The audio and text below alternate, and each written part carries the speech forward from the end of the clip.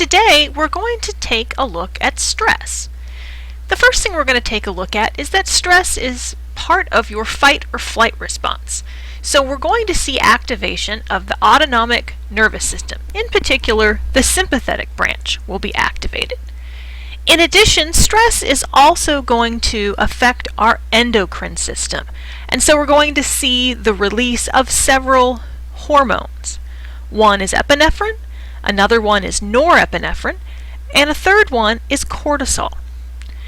The other thing that we're going to see, if we're going to have a fight or flight response, that's going to require energy, whether we need energy to fight off an attacking bear or robber, or whether we need energy to run away. And so we're going to see how the hormones are going to help us turn that energy on. First, we're going to take a brief look at epinephrine.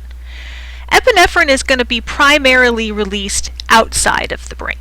And so we're going to see that it's important for glucose metabolism. That, again, this is where we're going to get our energy so that we can fight or flee.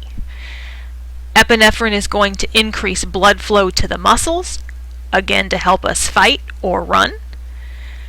In addition, epinephrine is going to increase cardiac output, so our heart is going to beat faster, which makes sense. If you're stressed out and you need to fight or flee, your heart rate is going to increase, and that's going to help move the blood to where it needs to go to carry oxygen and glucose there. And correspondingly, we're going to see an increase in blood pressure.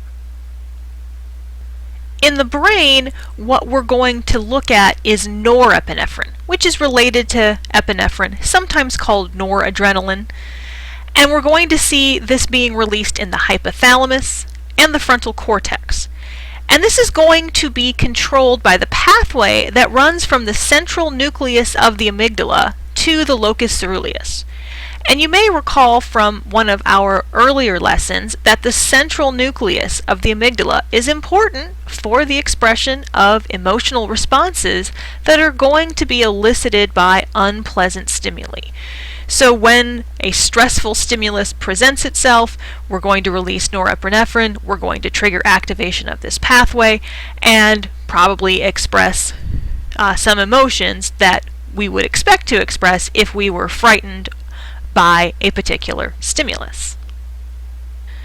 Here is a diagram that we've seen before, but just a reminder of some of the structures that you want to be familiar with, including the amygdala and the thalamus and the hippocampus and the frontal cortex.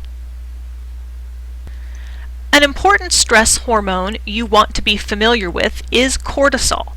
This is a steroid hormone and is often referred to as a glucocorticoid because it is going to have strong effects on glucose. And in fact, it will break down protein to help us have glucose available. It's going to make fats available for energy. It's going to help increase blood flow. And it will also actually decrease sex hormones, so that, again, we're going to focus on that fight or flight response for survival. In addition to affecting our muscles and our blood flow, glucocorticoids are also going to have an impact in the brain itself. In the hypothalamus, in particular the paraventricular nucleus, or the PVN, is going to control secretion of glucocorticoids. So the hypothalamus, as you may recall, releases corticotropin-releasing hormone, or CRH, and that's going to stimulate our anterior pituitary, our master gland for hormones, to release its own hormone of adrenocorticotropic hormone, or ACTH. ACTH is then going to act distally on the adrenal glands, or the adrenal cortex, and that is where we're going to see the secretion of cortisol. Here is another diagram that we've seen in previous lessons, and this is simply highlighting or diagramming what we just talked about, that the hypothalamus is going to release corticotropin releasing hormone to stimulate the pituitary, to release ACTH, which is going to stimulate the adrenal cortex to release cortisol. In addition to activating the pituitary gland, CRH also stimulates the limbic system. And we know this because of research and experiments that have been done.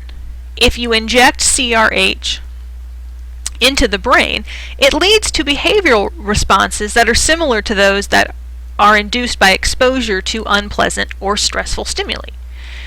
And we also see that CRH antagonists, things that would block CRH, decrease anxiety induced by unpleasant stimuli. Lastly, we'll take a look at some of the effects of long-term stress and long-term glucocorticoid secretion. Long-term stress, as many of you know, has many negative effects. It leads to increased blood pressure, which may increase your risk of heart attack or stroke. It can damage muscle tissue. It can lead to infertility. It can also suppress growth, such that small children that are exposed to intense long-term stressors don't grow as tall as their counterparts that grow up in less stressful situations. And as many of you have experienced, stress can suppress our immune function. And this is partly because stress is going to trigger that fight or flight response. And you're going to shift that energy that you need away from non-essential areas to more essential areas. And from a evolutionary perspective, we used to experience very short-term acute stressors. So you're walking across the road or what have you, and a lion or a bear jumps out at you, and boom, your fight or flight response kicks in. And it's such an intense stressor that you don't need an immune system if you don't live, just like you don't need to digest that sandwich right now. You need to shift all your energy to the stressor. And once the stressor's gone, then you can use that energy for things like growth or immune function.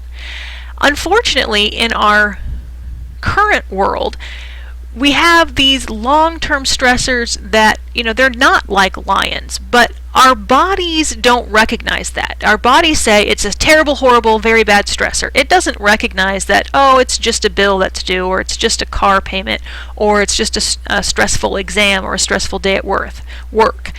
It's stress, stress, stress, stress, and so it's going to shift that energy away from the immune function, and that's why many of you will actually get sick during midterms or during final exams or shortly thereafter, because you've shifted all your energy to deal with an important stressor, and a virus or a bacteria is going to get in and make you sick later.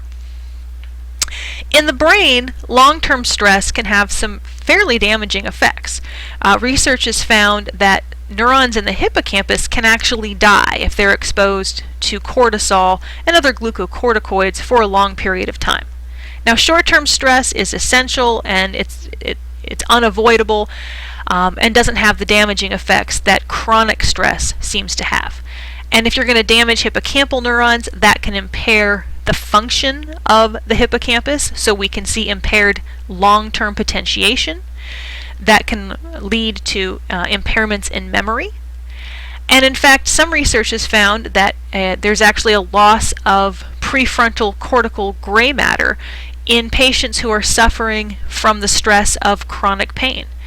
So what we see is that there are a lot of effects in terms of both the body and the brain from this long-term stress response.